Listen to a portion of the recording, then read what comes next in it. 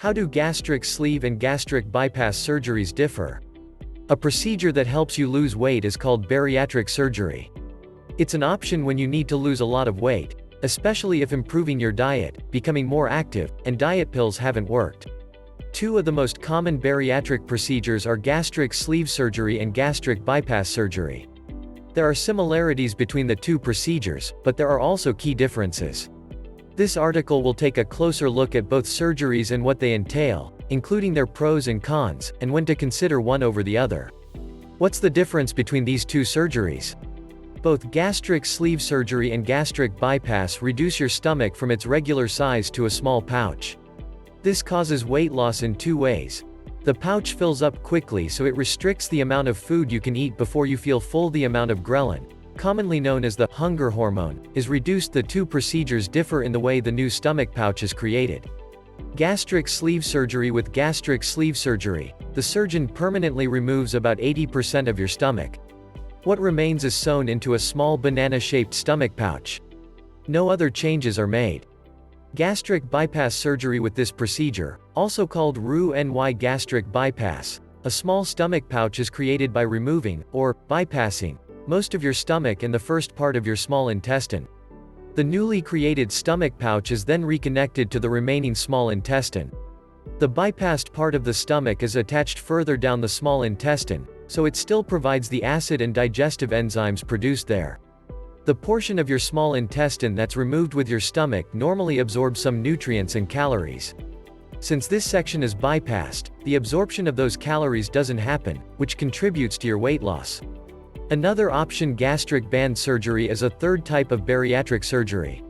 With this procedure, a small stomach pouch is created by placing an inflatable band around part of your stomach. The size of the opening between the pouch and the rest of your stomach affects the amount of weight you lose. This can be adjusted by inflating or deflating the band through a port that's placed under the skin of your abdomen. Gastric band surgery can be easily reversed by removing the band. Is there a difference in the recovery? Gastric bypass is more complicated than gastric sleeve surgery.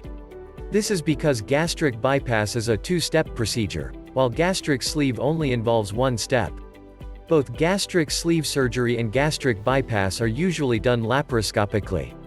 This involves inserting a lighted scope with a camera called a laparoscope and other tools through several small incisions in your abdomen to perform the surgery. If everything goes well, you don't have a lot of postoperative pain, and you're able to keep liquids down. You'll typically go home 1 or 2 days after gastric sleeve surgery. If you have a lot of pain after your gastric sleeve surgery, aren't able to keep liquids down, or have other issues, you may need to spend an extra day or two in the hospital. Because gastric bypass is more complicated, you'll likely spend at least 2 days in the hospital before you've recovered enough to go home. You may need to stay in the hospital for longer if you have complications after the surgery. Occasionally, laparoscopic surgery isn't possible, so open surgery is done. This requires a much larger incision in your abdomen. This type of incision takes longer to heal than the small laparoscopic incisions. If you have open surgery, you'll be in the hospital until your incision has healed enough for you to go home. This often means 4 or 5 days in the hospital. Some of the reasons you might need open surgery include: you've had surgery on your stomach before, you're extremely overweight, you have significant medical problems in addition to obesity. Once you've left the hospital, you'll need time to fully recover. You'll have to take it easy for 3 or 4 weeks before you can resume your normal activities. What about risks and complications? Bariatric surgery is a relatively safe procedure. According to the American Society for Metabolic and Bariatric Surgery, the risk of a major complication is about 4%.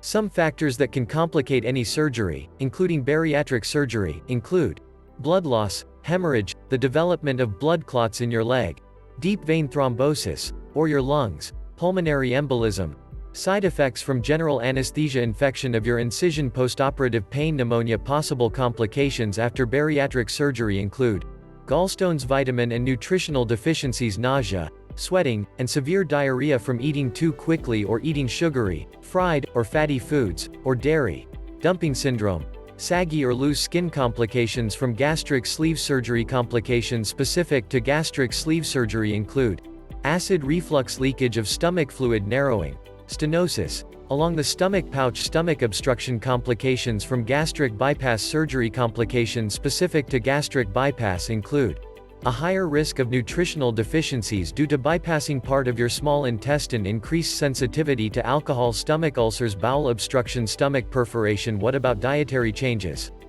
The dietary changes you'll have to make after gastric sleeve surgery and gastric bypass are basically the same. For about a week after your surgery, you'll only take in liquids. For the next 3 weeks, you'll be able to eat pureed food and then soft food.